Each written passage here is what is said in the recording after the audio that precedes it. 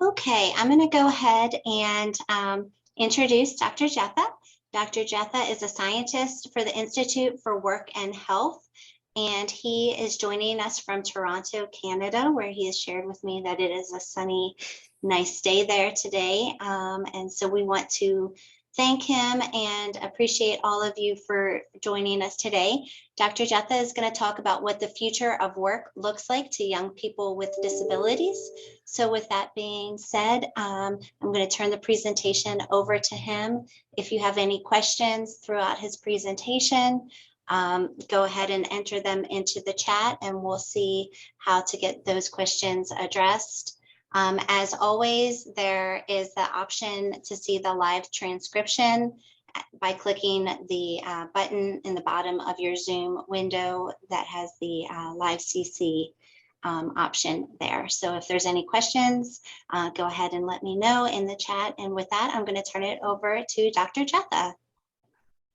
Thank you so much, and thanks to everyone who's on the line today. I'm really excited to be presenting a research that we've been working on over the last few years, and in particular, a specific study on young workers with disabilities and their perceptions of the future of work. So I'll provide a bit of background prior to jumping into some of the research findings.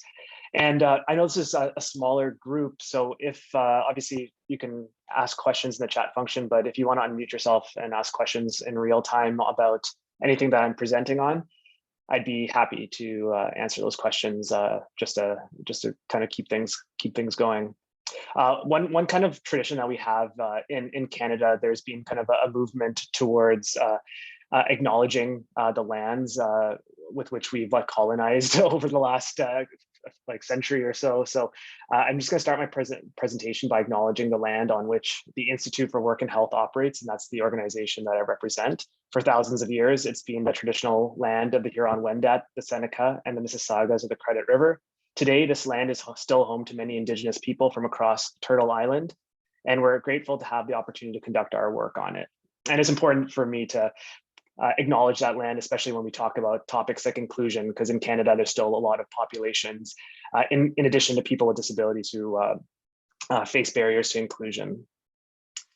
So I was, in preparing for this conversation, I realized I had no idea where Morgantown was, and I had to go on Google Maps and look it up. I've spent about 5 years in the US, but I'd never been to West Virginia. So it was awesome to see that your university is only a 6-hour drive from Toronto. So it's pretty close. And I'm not sure if anyone on the call or on the meeting has been to Toronto, but this is our skyline, relatively speaking, compared to like New York or LA, it's relatively small. It's about the size of Chicago in terms of population, I believe, but it's a really great city. So I hope at some point, if you haven't visited, you definitely come check us out and visit. It's a great place to see. Another thing I want to do is just introduce my institution, the Institute for Work and Health. We're a not-for-profit academic research organization in Toronto. And we conduct and share research to protect and improve the health of working people. And just broadly speaking, our research is conducted in 2 domains. The first is the prevention of injury and illness. And we conduct a lot of studies on workplace programs and practices and prevention policies, just to kind of promote health of the working population. And the second broad domain is improving the health and recovery of injured workers and improving the return to work of workers who've experienced an injury or illness, as well as studies of disability prevention and management, as well as compensation policies. And our research is unique because we receive our core funding from the provincial government, so our state government, and we work quite closely to try to translate the academic findings into the hands of policymakers. We also work closely with employers and clinicians, occupational health and safety professionals, as well as disability management professionals. So we have a really applied focus, and many individuals, including myself, we have faculty appointments at the University of Toronto where we teach and mentor students. So that's a bit of a background to the Institute for Work and Health. The research that I'm going to be presenting on today is currently under peer review, and we do have a preprint available. So if anyone wants to see it, it is online. I'm happy to share it with the group, but hopefully it'll be published in peer review literature very, very shortly. So I don't know if you're like me, but at times I'm zoomed out and it's almost a holiday season. And so maybe at some point you might start tuning out, or you might check your email and miss something. So I'd like to start by just highlighting some of the key points that emerged from our research. And then I'll spend the back end of this meeting or this webinar expanding on some of these key points. So we conducted a pretty comprehensive, or we're conducting a comprehensive study of the future of work.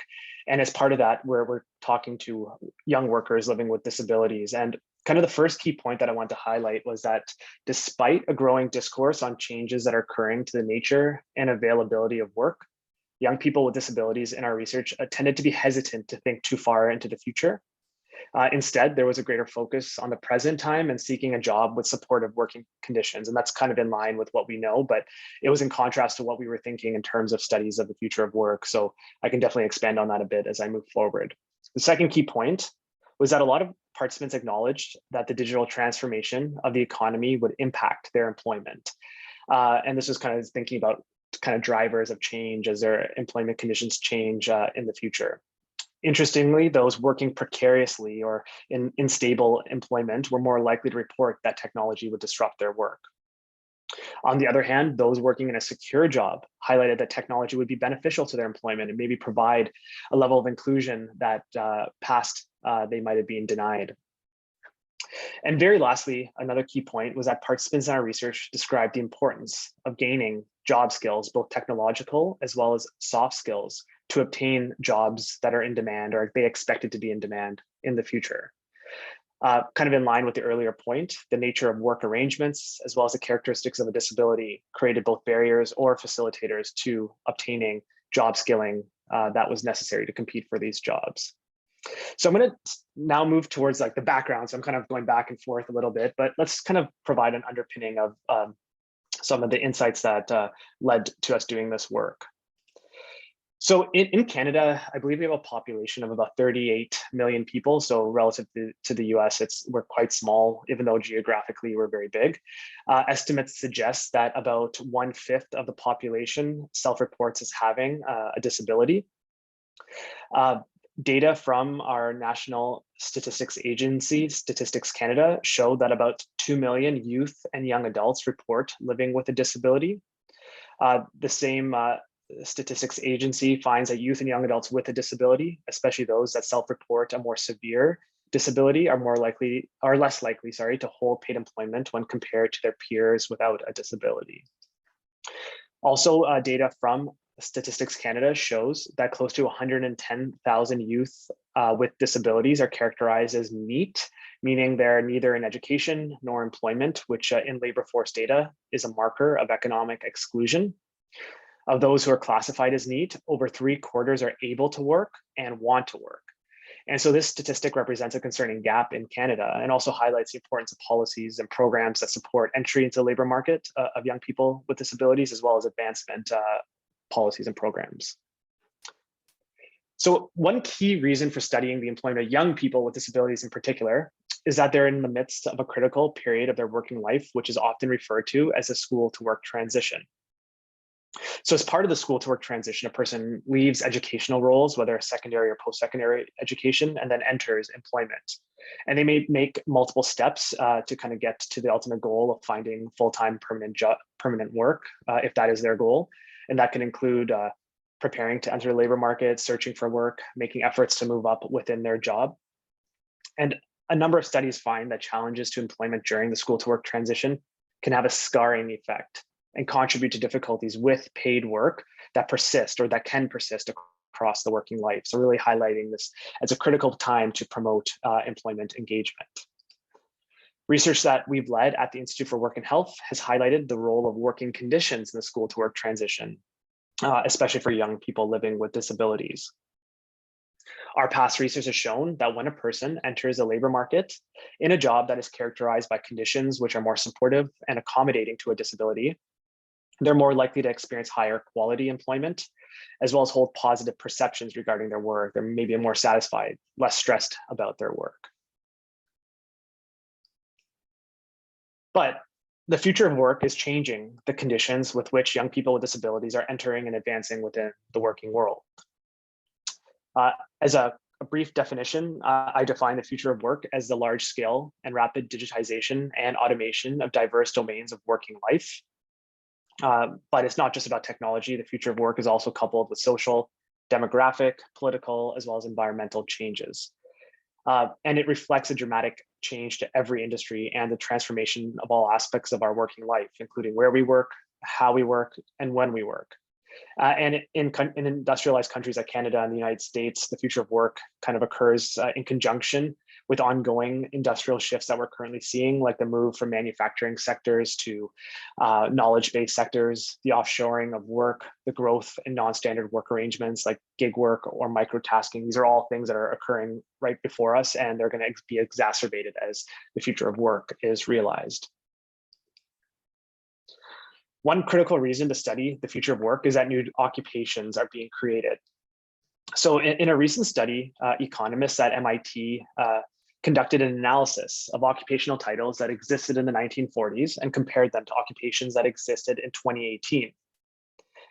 What they found was that 60% of occupations held by employees in 2018 did not exist in the 1940s. These are brand new occupations with evolving working conditions. The authors highlighted the emergence of technology-related occupations like IT specialists or biomedical engineers as examples, but they also highlight the growth in in-person service jobs like mental health counselors, sommeliers, and fitness coaches, and these represented another category of occupations that emerged during that period of time. So obviously, technology has a significant role in the emergence of new occupations, but the authors also point to increased globalization, which has resulted in the decline in jobs in the agricultural and manufacturing settings. Also, there's a rise in wages, which has meant that more people have money to spend in the service-based economy, giving rise to some of those in-person service types of jobs. So based on these powerful findings, we can start to ask ourselves several key questions. The first is, what new jobs will be created in the next 2 decades? The second is, how will the working conditions within these new jobs create barriers or facilitators to the employment of young people living with disabilities? And the third is, what steps can we take in the present to address barriers to inclusion that may emerge in the future? So to start to address these questions, our team at the Institute is leading a multi-phase study to examine the implications of the future of work for young people living with disabilities, as well as other vulnerable worker groups. We've completed a horizon scan of peer-reviewed, gray, and social media, which I'll present in the next slide. And then some of the data that I'll be kind of focusing in on in this presentation is based on interviews we conducted with young people with the lived experience of a disability. Over the summer, we also completed interviews with a national sample of policy leaders and labor market experts to get their sense of what changes in the future of work would impact vulnerable worker groups and people with disabilities. And lastly, these are all going to culminate in the development of scenarios which characterize the future of work and can be used to inform policy and planning. So as noted in the earlier slide, our first research phase on the future of work aimed at conducting a comprehensive horizon scan of gray and peer-reviewed research and social media to examine aspects of the future of work that could emerge and contribute to adverse conditions for workers. So I thought I would briefly touch on these findings since they underpin the next phase of the research, which I'll focus more on as I move through this presentation.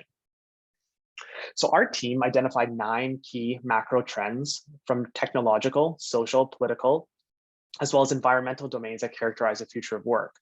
Examples of these trends include the digital transformation of the economy, the growing application of artificial intelligence to automate work, as well as climate change and the green economy. Of note, our study highlighted that these trends were interrelated and could individually as well as collectively contribute to vulnerability in the future of work. And so the Horizon Scan provides a roadmap to understand how the future of work could create conditions that pose challenges for people living with disabilities. This scan also identifies where strategies can be implemented within workplaces and policy settings so that they're resilient to changes in the future of work. Given the time constraints of this talk, I'm going to briefly touch on just a few themes in a little bit more depth to provide you a little bit more insight into what we explored in our paper. So in discussions on the future of work, it's clear to see that technology is going to shape employment conditions. A lot of attention has been directed towards the digital transformation of the economy as a significant driver of change. And so you might have heard about the Internet of Things, smart sensors, cloud computing, virtual reality, augmented reality, 3D printing, robotics, and blockchain technology. There's also been an increasing discussion on artificial intelligence and machine learning, with workplaces deploying computerized systems to replicate human intelligence and behaviors. And so while these are all diverse technologies, they're resulting in hyperconnectivity between people, businesses, digital devices, and data. They're also rapidly changing the ways jobs are performed and the requirement for human workers to work alongside machines, which definitely has implications for people living with disabilities. And so the findings from our research show that the impact of technology can be fragmented. And this is a theme that will emerge throughout this presentation. First, technology can create challenges for people living with disabilities. For example, the advancement of digital platforms has facilitated gig work, which could be more precarious and stressful. Also, the growing application of AI can lead to the automation of work where repetitive jobs will continue to be replaced by machines. And we can think about self-checkout counters replacing cashier jobs in grocery stores. Over time, as certain technology advances, it's expected that more complex and predictive job tasks may be automated. As a result, there could be more competition for both entry-level and professional jobs. Also, there's a risk that available entry-level jobs will be those that pay less, have unpredictable physical demands, could be more unsafe, and could exacerbate disability. It's thought that these types of jobs may be more challenging to automate. As a result, they'll continue to grow. And we can think about nursing aides in a long-term care setting as a job that will continue to grow in demand, but might be hard for a machine to perform. At the same time, technology could be associated with opportunities for people living with disabilities. Obviously, the advancement of different technology will contribute to productivity gains and the development of new occupations. Different technologies could also be leveraged to create conditions that are more accessible. We can think about smart robots in a manufacturing setting, which could enable a person to take on more cognitive demands while relying on a robot for physical support. Digital technology could also provide a level of flexibility that could be beneficial for people with disabilities. Also, while gig work can be seen in a negative light, for some workers, it could also provide an entry point into the labor market. Furthermore, in a digitized world, workers with emotional intelligence, which cannot be replaced by a computer, could be in high demand by employers. This could be beneficial for workers from diverse groups who have different lived experience. And again, I want to highlight that the future of work is not just about technology. In our Horizon scan, we found that climate change, globalization, populist sentiments are all expected to change the nature and availability of work. Similarly, external shocks like a recession, a natural disaster, or as we've seen over the last 2 years, a pandemic has the potential to disrupt employment and drastically change working conditions. And so consistent across all these trends, we found that it's often the most vulnerable groups of workers who will be the first to be affected and more likely to face adverse working conditions. And we certainly need additional research to understand how different aspects of the future of work could create barriers to employment, inclusion for people with disabilities, as well as to inform the design of policies and programs that could be resilient to many of these changes. And so insights from this Horizon scan were used as a kind of a framework as we were analyzing the qualitative data that we'll be presenting a little bit more today. And so with that in mind, given like this broad perspective of research that I've just presented, our team sought to kind of examine the perceptions held by young people with disabilities regarding their work history, as well as their long-term employment prospects. And the ultimate goal was to determine if there are aspects of the future of work that would change the labor market experiences of young people with disabilities and change the perceptions that they held with regards to meeting their career prospects. And so to address these specific study objectives, we conducted one-on-one semi-structured interviews with young people living with a self-reported disability. And in our interviews, we asked about past working experiences. We also asked about career aspirations. But more specifically, we want to know about thoughts on different aspects of the future of work. And that kind of related to that Horizon scan I just presented on. Participants were recruited from the community. And in order to capture breadth and depth in terms of thoughts and feelings regarding the future of work, we aim to recruit participants who differed according to gender, disability type, and employment status. All interviews were recorded, transcribed verbatim, and then de-identified. Our team then iteratively built a codebook, which we applied to the data. Next, we inductively examined themes that emerged from the data. Of note, our interviews were conducted during the spring of 2020, so like in the middle of the beginning of the COVID-19 pandemic. And so what we were seeing was that a lot of themes were emerging with regards to COVID-19 and the future of work. And so we want to tap into those themes. We conducted additional sets of interviews. So overall, we recruited about 22 participants. Over 2/3 were women, half were working full time, and about 18% were not working due to COVID-19. So they might have been furloughed or laid off as a result of lockdown restrictions happening in Canada. About 55% had a physical disability and 45% reported either a mental health or cognitive disability. And in the following slides, I'm going to expand on some of the themes that we uncovered in our interviews in greater depth. So despite having multiple probes in our interview guide, asking participants to think about the future of work and trying to tap into some of those themes that I presented on earlier, what we found was that there was a general hesitation to think about work too far into the future. Accordingly, many participants seem to focus less on the threat of different aspects of the changing nature of work on their employment, and instead, we found that they were more likely to center their discussions on how existing employment conditions and how they could contribute to activity limitations and employment restrictions in ways that could impact their career goals. So really the focus was on the present rather than the future. And many participants described how fears of their health worsening would impact their ability to meet any career aspirations they may have had. So again, this focus on a fear of things getting worse in the present time rather than thinking about how things would move forward. For instance, one participant who lived with a mental health disability described the unpredictability of their health and how it created challenges to planning for the future. They noted, "It's difficult for me to think about the future because I used to make plans and then life would go in very unexpected ways, so I just stopped." So this was a similar sentiment that was echoed across many of our study participants, this fear of planning and then things not going the way that they expected because of living with a disability. Interestingly, many participants noted that their career decisions were not based on planning for any exogenous change to the working world. Instead, career decisions tended to be centered on the need to anticipate and manage changes to health and find work that could accommodate a participant's disability.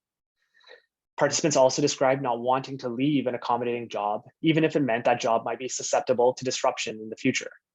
For instance, one participant who lived with an episodic mental health disability described the importance of working in a job that met their variable health needs. "I know that my health can fluctuate a lot in a year. It goes from feeling fine to not several times over a year. Because it's unpredictable, it can affect everything. It can affect how well I can look for a job and how well I can perform at a job. I also think that the wrong job, if I was in a job that was too high stress or they're not accommodating enough, it can make my mental health worse." A lot of conversations about the future of work also focused on the nature of work arrangements that were available to participants. Participants tended to note that finding a secure job was challenging, and the jobs most available to young workers tended to be contingent in nature, including short-term contracts, gig work, freelancing, or microtasking. Participants did acknowledge that precarious forms of employment provided an entry point into the working world. At the same time, precarious employment was frequently described as a significant barrier to sustaining employment with a disability and obtaining needed accommodations. For instance, one participant with a physical disability described the implications of the gig economy for people living with disabilities. They noted, "A lot of time, the gig economy is seen as a good thing, that maybe it will actually include people with disabilities. I'm sure that's about the reality too, but I think the gig economy could be quite dangerous for people with disabilities. The inclusion of people with disabilities, partly because right now accommodations are enshrined in employment legislation. So when you move into the gig economy, you're no longer an employee, you're a contractor." And so this idea of the nature of work arrangements as they relate to discussions on the future of work was an important theme that continued to emerge across the conversations we had with participants. A majority of participants in our study also described the role of technology as being one of the most significant drivers of change to their future career. So this is kind of when we continue to probe the future of work a little bit. This idea of technology ended up being one of the key themes. So discussions on the role of the digital transformation of the economy highlighted both challenges and opportunities for people living with disabilities in our study. And as I will describe in the following slides, perceptions on the positive or negative impact of digital technology is often related to the nature of work arrangements held by participants. So this idea of whether they were working securely or working precariously. In describing the opportunities that can be created by the digital transformation of the economy, a lot of participants describe the role of technology in creating flexibility in the ways work is performed and where it is performed. Of note, those tending to describe benefits of technology to people with disabilities had more secure work arrangements. For example, one participant working full-time in a white-collar job noted, if there's more advances in technology where people can have the same software they're using at work and be able to use that at home, I think it will give, especially for people with disabilities, more opportunities to have a job and keep a job. Another theme that emerged in discussions on the digital transformation of the economy was the continued role that human workers would play. Some participants noted that despite an increasing reliance on employers that employers had on machines to automate work tasks, there are roles that will always be required for humans. And so, for example, one participant downplayed the risk of automation and cited changes in the banking sector that they had observed. They noted, I mean, a robot could definitely do a good chunk of my role, but at the end of the day, I have to gain more strategic leverage to sort of overcome that.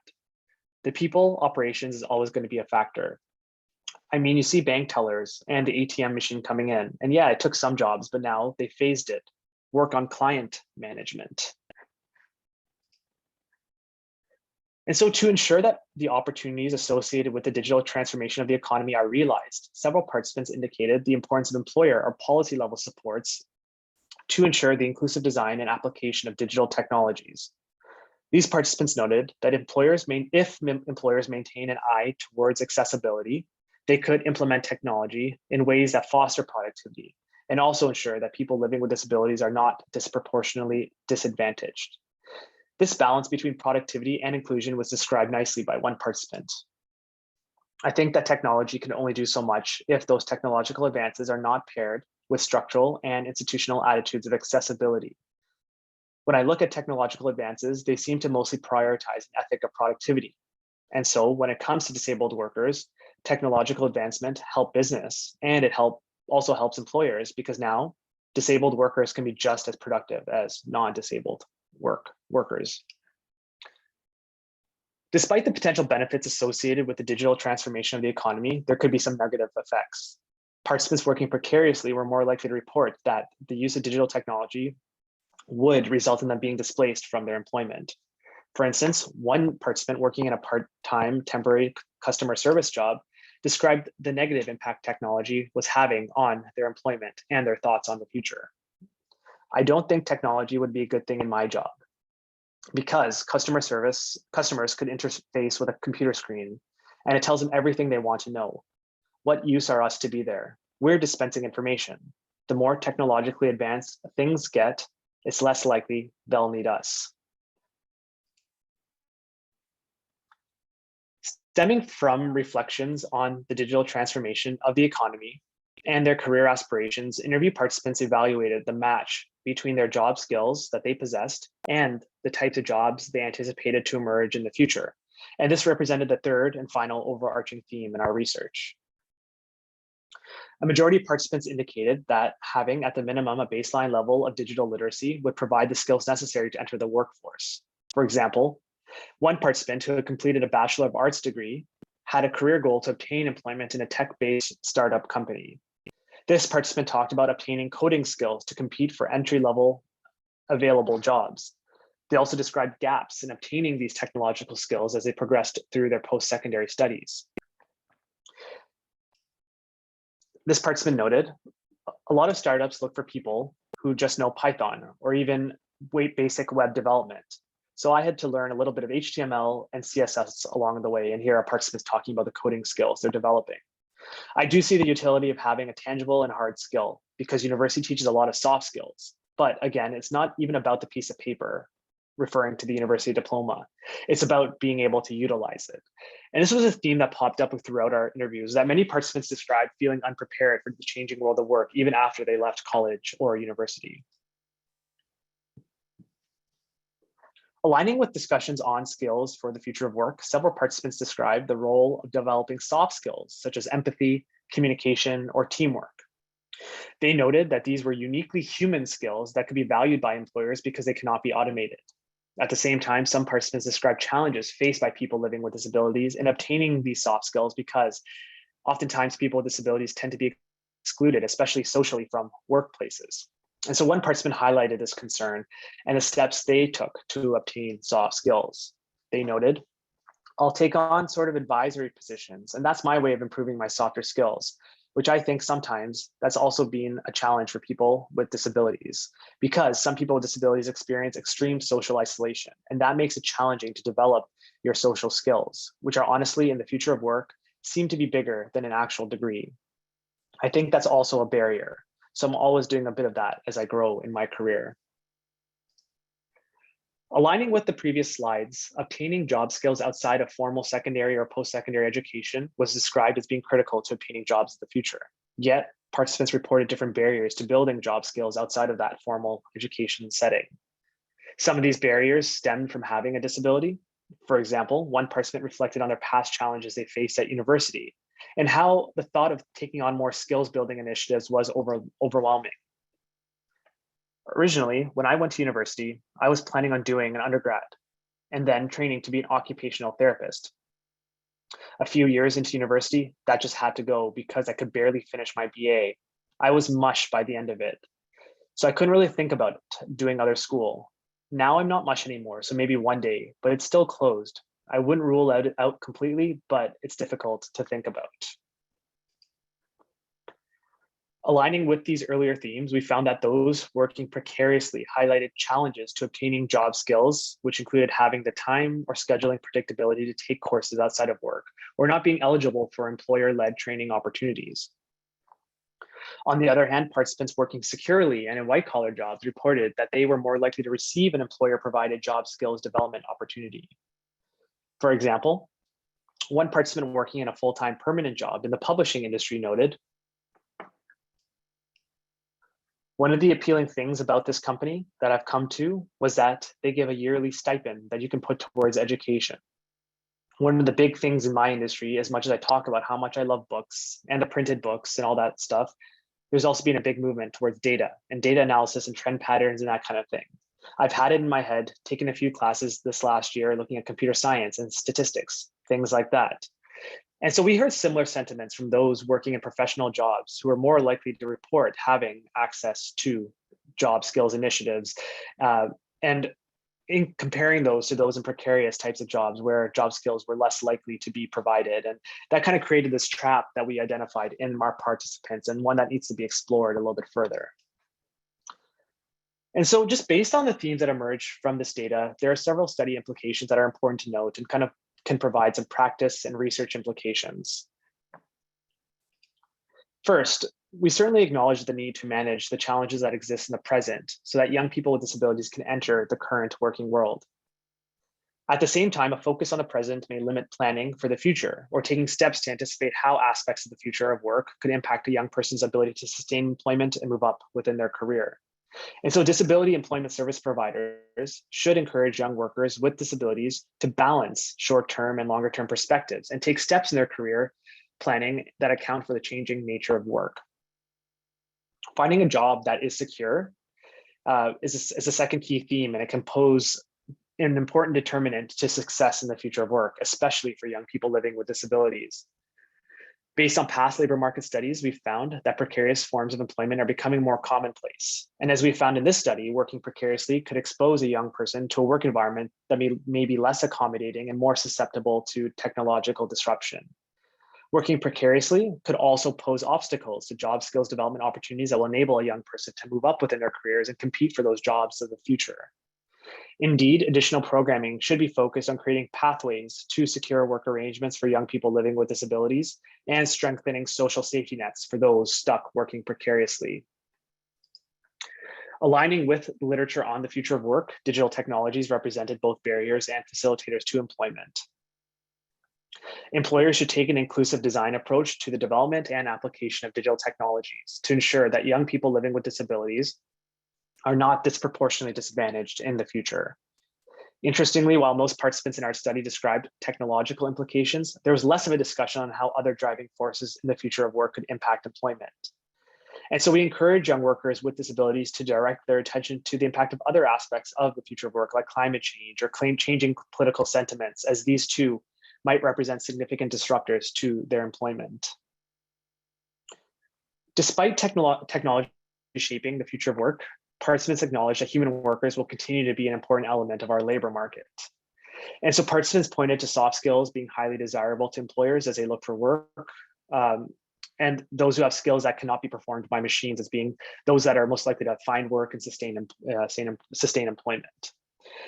And so young workers with disabilities should consider how they can leverage or market their lived experience as they are looking for work and aim to meet employer demands for workers with unique skills that are soft in nature. Lastly, we need to enhance skilling initiatives for young people with disabilities to develop both technological as well as soft skills. In Canada, as I presume in the US, there's a growing discourse on the importance of designing future of work skilling programs to make sure that the labor market is meeting the demand of employers.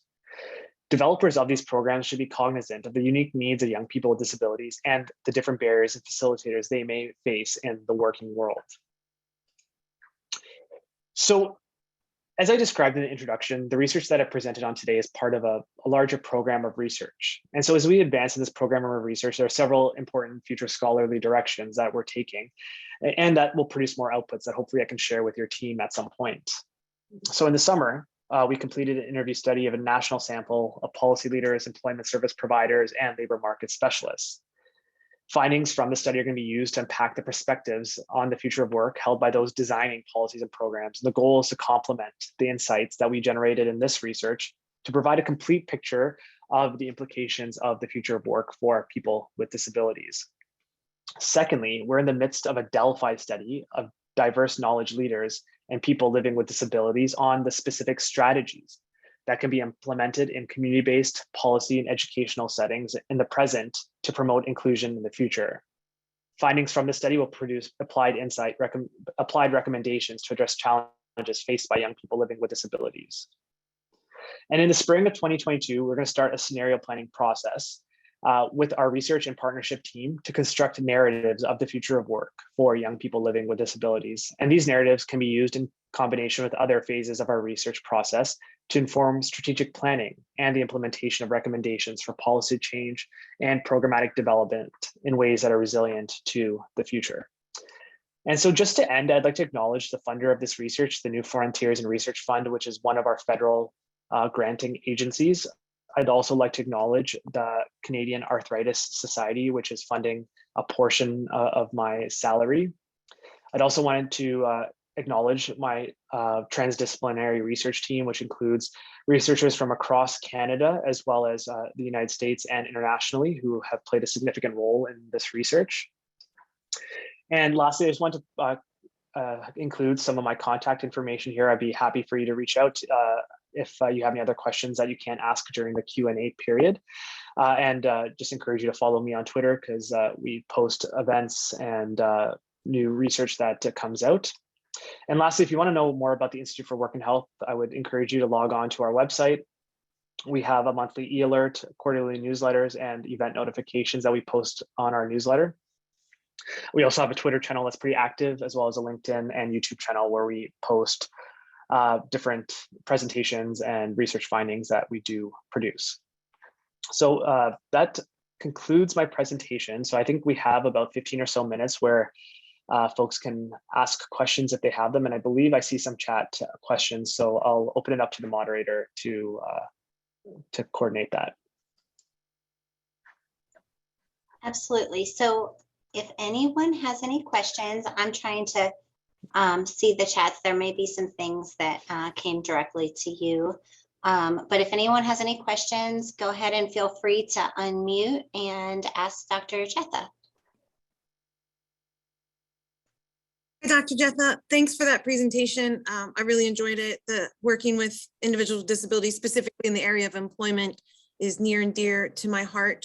I'm glad that you touched on the soft skills because a lot of times we put the cart before the horse and we find out that we need a lot of those soft skills developed. And so I'm wondering what the prevalence of pre-apprenticeship activities and apprenticeships for kind of atypical job titles, not your, I'm just wondering what the prevalence of pre and apprenticeships in Canada looks like for you guys. Yeah, so I think that's kind of a two-pronged question, response, and I'll align it with like these the discourse on the future of work. And I think one of the biggest priorities that we're trying to figure out in Canada is what will be the kind of entry points into the labor market for people living with different types of disabilities. Like, what does that look like, especially with certain careers changing? So in the past, perhaps you would become like a grocery store clerk, or maybe you'd be working in customer service, and perhaps those types of jobs don't exist anymore. So the goal is to start to identify what careers will exist in the future, and where can we then work with young people living with disabilities to place them in a job that meets the demands of the labor market, but also can be accommodated and can allow them to kind of move up within their careers. And so there's no easy answer to that. And I think it's one that we're all struggling with a little bit. In the past, there was a big motivation of like increasing access to trades, types of jobs. And I think that still is one of the priority entry points. But as things continue to evolve, I think the priorities will change. An example of that is with the COVID-19 pandemic.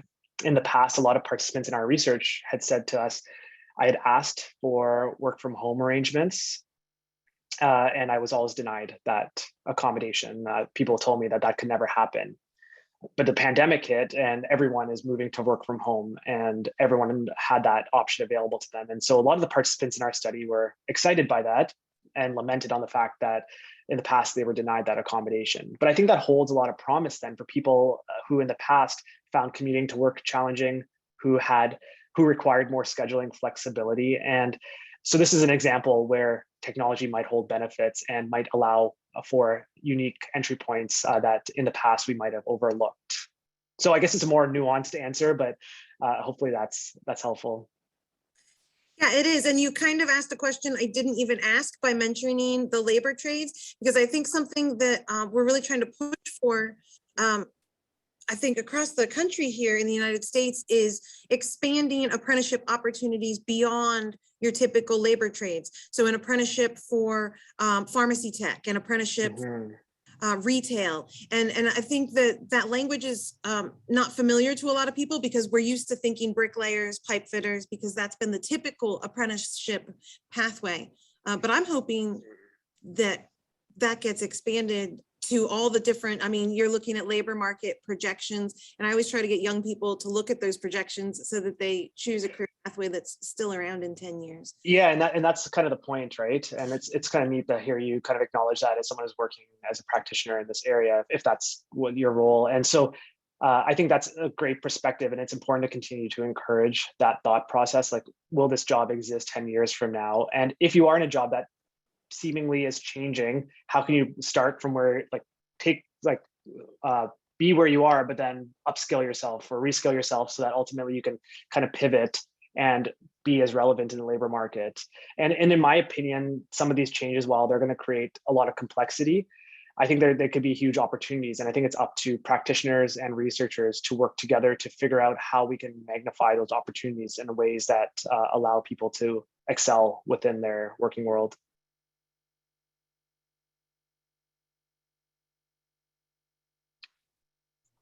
Thank you. That was an excellent question. I too was fascinated by the concept that so many jobs that are around today didn't exist then. So then it made me start thinking, okay, so what is going to exist in 20 years, and how can we start preparing students in that right direction? Did your research have any findings on the trajectory of things that we should be working on in terms of skills to develop that?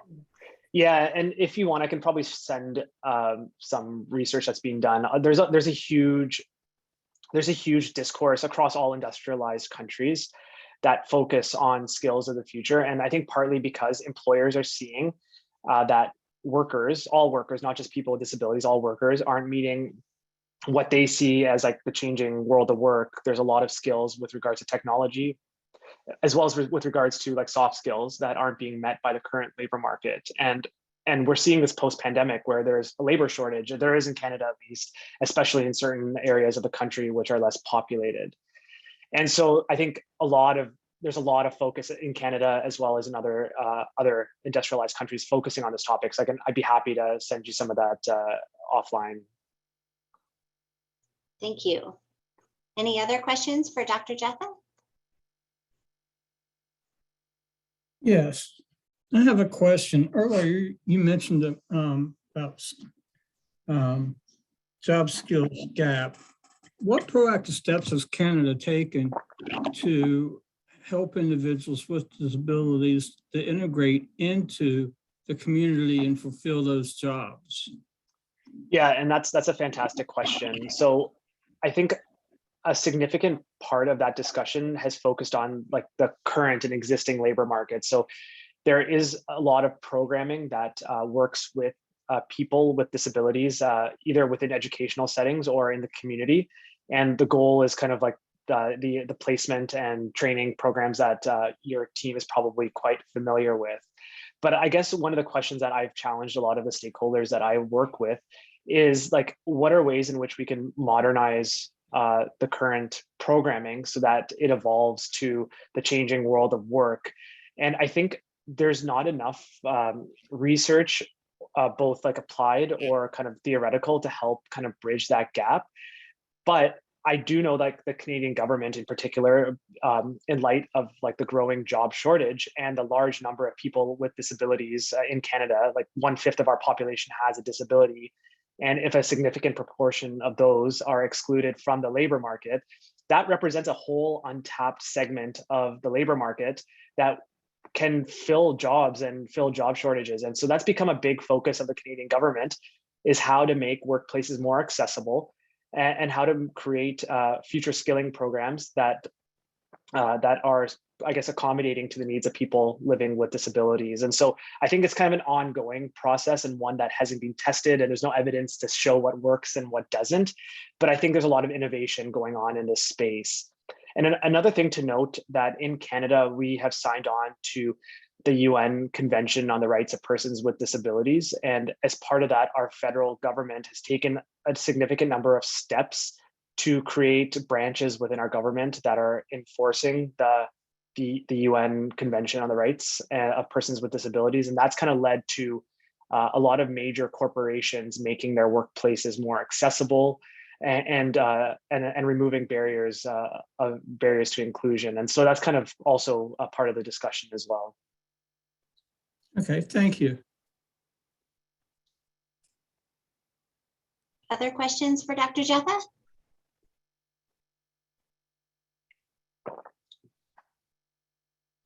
And I think I apologize to the person who is doing the closed captioning, because I have a tendency to talk a bit quick, so apologies to them.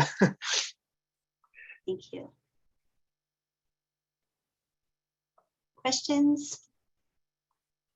See some comments in the chat saying this is a great presentation, super interesting discussion. So thank you, Dr. Jetha. I know that it was really interesting to me, and this is there's a lot of new names that joined us today that I don't recognize. So I think that that just goes to show that it's a really interesting topic, and that there were a lot of people that were interested to come in here, and everyone stayed. So that's always a good sign as well. So thank you, and thanks to everyone for joining us. I did put a link to our training evaluation in the chat. If you would take a moment to provide your feedback on that, I would really appreciate it.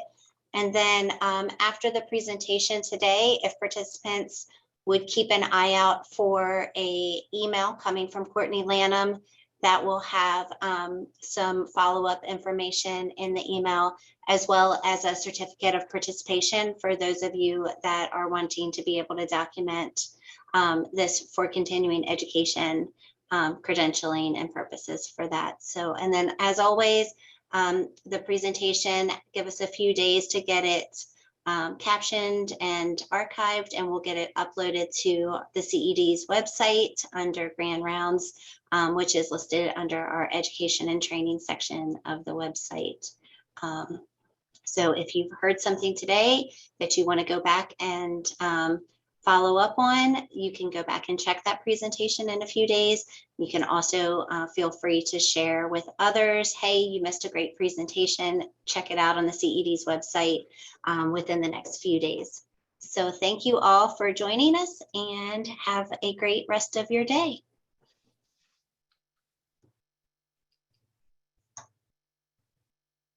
I agree, very important subject.